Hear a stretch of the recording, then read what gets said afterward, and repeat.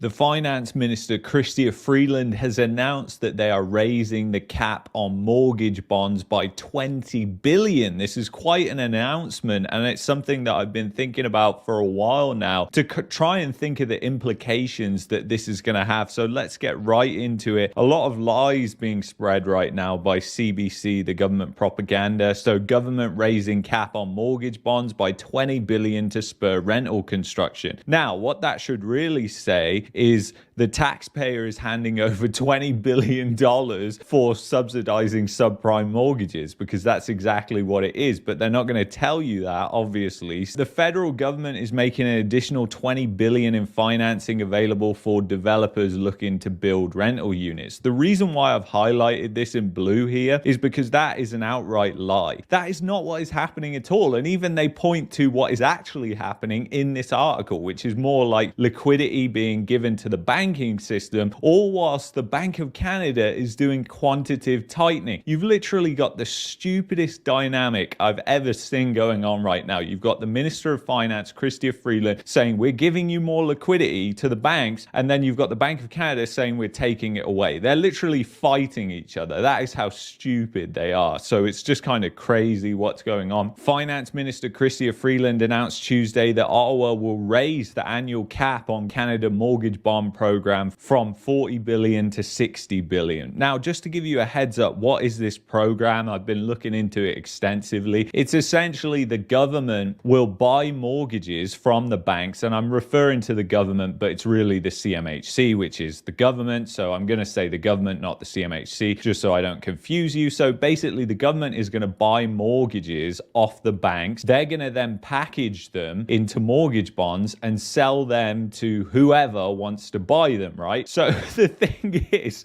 who would do this, especially considering they're mainly buying subprime mortgages? Who would want to do that right before an economic crisis? I mean, doesn't it sound like an absolute disaster to you? I mean, we had this come out literally last week, which is just crazy. Canada economy stalled in July, most likely grew by 0.1% in August. And I kind of ignored the latter part there because that is probably going to be revised down too. In fact, as time goes on, we know when recessions happen that generally the revisions that come with those recessions, when they're looking in the rearview mirror, oh yeah, the economy was contracting by a lot more than we thought back then, because Statistics Canada has a bias right now, which is that the economy has been booming and really hot, when in reality, you and I know that's not the case. So let's continue on reading here what's going on with these mortgage bonds. So mortgage bonds are sold by Canada Mortgage and Housing Corporation, also known as the government.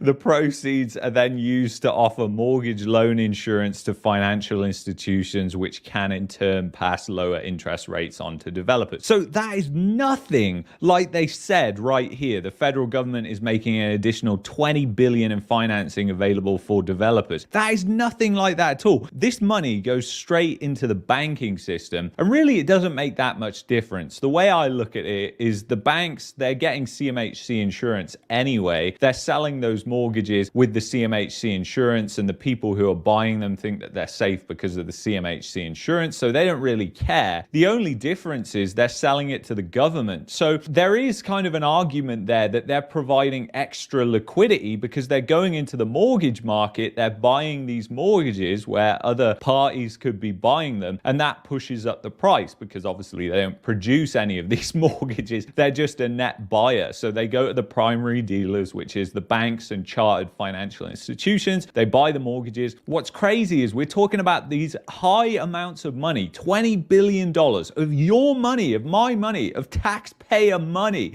that is being funneled into this. And I think it is just laughable, because who benefits from this? It's not us. We don't benefit from this. It's not the developers that benefit from this. It's the financial institutions that benefit from this, if at all. So the argument that it's somehow beneficial beneficial for developers is utterly ludicrous. And they're kind of attacking it from the angle that, okay, they're going to lend more because now they've got more liquidity. But if they're looking into the future and thinking the economy looks bad, we've got all these people in negative amortization, we've got all these borrowers that we know are bad, the regulators saying that you have to increase your loan loss provisions, we don't like that, that's hurting our bottom line. Is that going to make any difference? Probably not, because the thing is, those mortgages are already there. The government's just going to be the one who buys them. But it's that liquidity component, whether it makes any difference or not, is really hard to say. But that is taxpayer dollars wasted, because who on earth, in the context of an economic crisis, would go out and buy the subprime mortgages from the shittiest borrowers out there, the ones with the poorest credit, the ones putting the minimum amounts down, the ones that are most likely to lose their home over the next couple of years? Just absolutely crazy, guys. I continue to just be baffled by what goes on in the financial system. According to data on the CMHC website, the Crown Corporation has hit or come close to the 40 billion cap in mortgage bond sales in every year since 2007. Bonds worth 256 billion were circulating as of August 31st this year. So you've only got to think about who guarantees those mortgage bonds. Those mortgage bonds are literally guaranteed by the government of Canada, their AAA rating or whatever it is, but it's guaranteed by us. It's guaranteed by the taxpayer. And they're not buying prime mortgages. They're not buying mortgages off people with good credit and good loan to value ratios. They're buying 95% loan to value ratio mortgages, people who can't afford these homes essentially. And it's just absolutely insane. And this is my thing. Like, I believe this CMHC, it should be scrapped. It should be totally scrapped. The money that is wasted in the CMHC and the money that is generated is nothing compared to the money that will be lost for the outstanding 256 billion if any of those actually end up paying them back. Because the reality is, if home prices go down over the next 5 years, those $256 billion worth of mortgage bonds, we're on the hook for that, the taxpayer, and they're only issuing more right now. So it's absolutely insane what's going on. And then this came out as well. Trudeau expects Canadian interest rates to come down by mid-2024. So this is really interesting, guys, what's going on here with Trudeau actually saying about this. You know, him actually coming out and saying that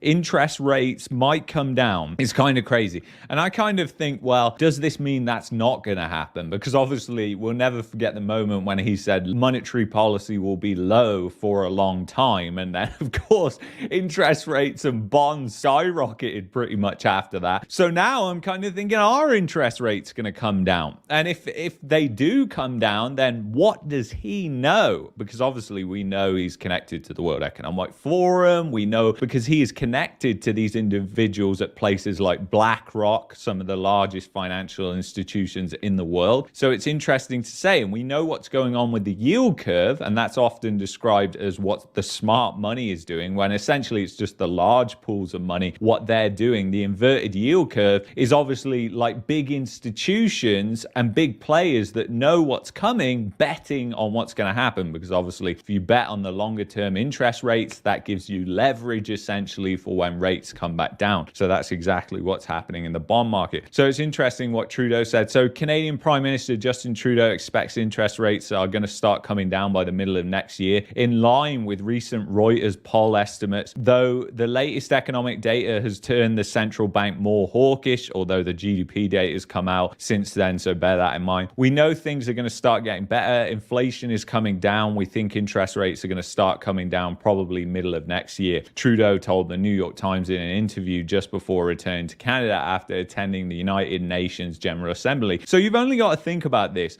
Are they really going to come down? I mean, they're not going to come down unless there's an economic crisis, in my opinion, because the Bank of Canada isn't just going to suddenly turn around and say, we're going to start reducing rates, because where they have their rates right now is just normal. When you look at history, you know, having rates at 5%, this is high compared to the past 10, 15 years, but If you go beyond that, this is actually quite low, 5%. So it's kind of crazy. And the amount of inflation we have, we know the government's numbers are obviously misleading, but I don't think the Bank of Canada is just going to start cutting rates because inflation is going to come down. Because think about it, by their view alone, inflation would start going up again, because that's exactly why they're bringing up these rates of interest, so that it tightens credit, so that inflation comes back down. So why on earth would they lower it so inflation goes higher again? Again, they're only going to do this if there's an economic crisis. They're only going to cut rates if there's an economic crisis. So anyway, it's kind of crazy what's going on. If you look at actually what's happened with inflation over the past couple of years, you can see that inflation's come from 6% all the way down to 3.2. It's bounced a little bit, but we talked about the base effects coming into play. Obviously, we've got energy prices that are soaring right now. We've got oil prices that are soaring, but think about it like this. Oil prices are disinflationary for the economy. They might be inflationary for the CPI, but they're disinflationary for the economy, because more people spending money on gas and oil, that doesn't mean good things for your economy, obviously. And we actually saw the disinflation from that last time. And I think Jeff Snyder is spot on when he talks about this, how oil prices being high is actually disinflationary for the economy. So bear that in mind. With oil prices being high right now, that's not a good thing for the economy at all. And yes, it could send the CPI, the consumer price index, higher for sure. So if you look at inflation, it's going up. Base effects have really come in like we said they would. I've been saying that this will happen. CPI is likely going to rise. I said it will come up to 4. It likely could even go higher. So it's going to be very interesting to see how it plays out with the inflation story, because inflation is obviously rising right now. What's that going to do to inflation expectations? And then what is the Bank of Canada going to do on the back of inflation expectations? Because obviously if the consumer sees inflation is rising, then they're going to be like, holy, I'm going to start buying more, which then pushes up inflation. But the reality is, we know they haven't got any more money. Everybody's out of cash, and the economy is showing that. We're seeing that in the economic data that we're being presented with. So I don't think that's going to happen. I think this will be a short burst of inflation. I think we'll have an economic crisis. Inflation will come back down, and then the government will come out with all their useless policies, and inflation will be off even higher than it was before, especially with the supply side equation of the energy crisis that we have going on right now. So anyway, it's interesting. And then I saw this, which I thought was hilarious. Carbon pricing accounts for 0.15 percentage points of inflation, BFC governor says. So the contribution that it's making to inflation 1 year to the next is relatively small. If you want me to put a number on it, it's in the range of 0.15%. So quite small, but it's still adding to inflation, isn't it? And you've only got to think about all those other taxes that are also adding to inflation. And, you know, we get taxed on being taxed, like you pay income tax, and then you pay GST, HST, PST, whichever you're paying. And you pay all these different taxes, carbon taxes, which are tax on taxes.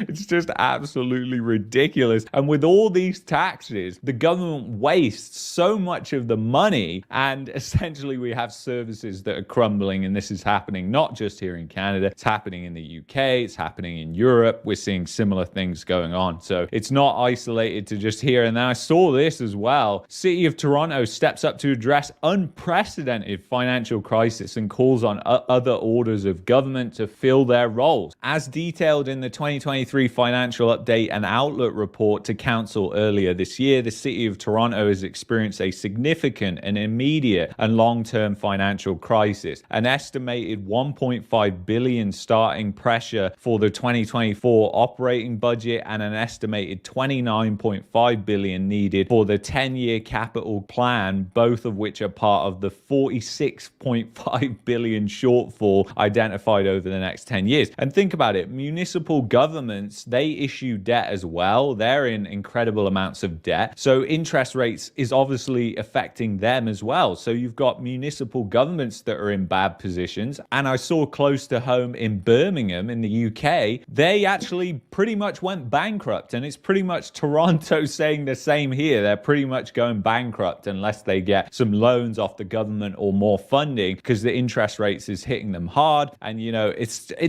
just insane what's going on, and people are kind of looking around thinking, yeah, everything is great right now. I wanted to show you this because this is kind of interesting to look at, because I was looking to try and find out what these CMHC mortgage bonds are actually paying interest rate, because I was looking at how much they're actually paying for interest rates on these bonds. So the one that was issued June 21st, 2023 was only paying 3.95%. It matures June 15th, 2028. Now, obviously that's for subprime mortgages, but you have to bear in mind they price this like a government bond, because essentially, think about it, guys, the government is guaranteeing it. And that is what is just absurd about this. Who is guaranteeing this? It's not the government, it's the taxpayer who is on the hook for this. So, you know, this housing market bubble has largely been funded by the government and the taxpayer, and that is what people are just blissfully unaware about. So this whole thing is imploding right now. So what is going to happen when all this comes to fruition